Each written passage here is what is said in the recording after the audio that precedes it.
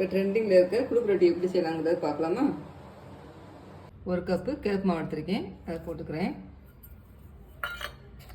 கொஞ்சோண்டு உப்பு போட்டுக்கோங்க. தண்ணி வந்து வெதுவெதுப்பு கை பொறுக்கிற சூட்டில் வந்து வச்சுருக்கேன், அதை கொஞ்சமாக ஊற்றி பிணைய போகிறேன்.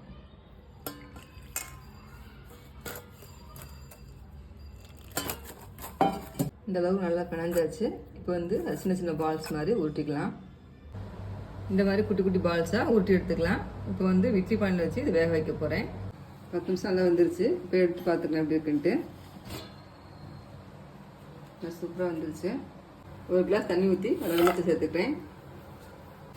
வெள்ளம் நல்லா கரைஞ்சி வந்துருச்சு. நம்ம வேக வச்ச பால்ஸில் வந்து சேர்த்துக்கலாம். கொஞ்சம் தேங்காய் பூ கொஞ்சம் போட்டுக்கிறேன்.